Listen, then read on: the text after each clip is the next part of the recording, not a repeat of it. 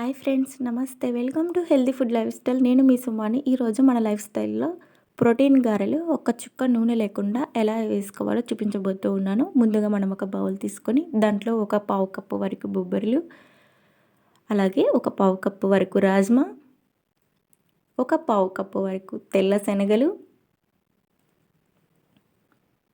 ఒక పావు కప్పు వరకు వేరుశనగ గుళ్ళు మొత్తం అన్నీ ఇలా వేసుకోవాలి. ఇవి మనం పిల్లలకి పెడుతున్నాం కాబట్టి ఇట్లా హెల్దీ మెథడ్లో చేసుకుంటే చాలా బాగుంటాయి.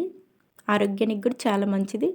ఇలా నీళ్ళు వేసుకొని 2 సార్లు శుభ్రంగా కడుక్కున్న తర్వాత వీటిని మనం మూత పెట్టుకొని ఒక 7 లేక 8 గంటల పాటు నానబెట్టుకోవాలి. ఇట్లా 7-8 గంటల తర్వాత ఈ విధంగా నానాయి ఇందులో ఉన్న నీళ్ళన్నీ వంపేసుకొని ఈ సైజు అల్లం ముక్కని తీసుకోవాలి.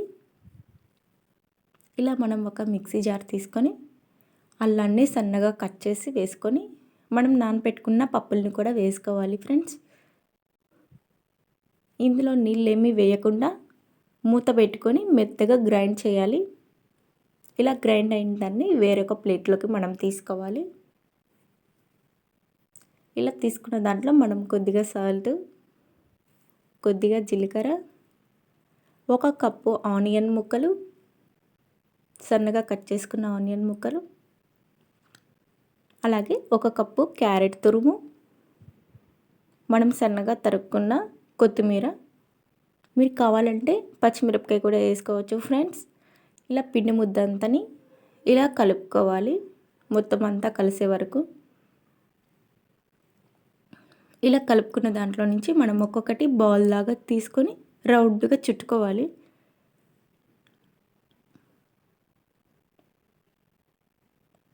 ఇలా మొత్తం అన్నీ చుట్టుకున్న తర్వాత మనం వీటిని ఆవిరి పైన ఉడికించాలి. నూనెలో వేయకుండా ఆవిరితో ఉడికించుకోవాలి. ఇలా మనం ఒక ఇడ్లీ పాత్రను తీసుకొని ఇలా అన్నిట్లో లాస్ట్న నెయ్యి రాసుకోవాలి. ఇలా నెయ్యి రాసుకొని ఒక్కొక్క బౌల్ని వేసుకుంటూ ఇలా ప్రెస్ చేస్తూ మధ్యలో హోల్ లాగా చేసుకోవాలి. ఇలా మొత్తం అన్నీ ఇలాగే చేసుకున్న తర్వాత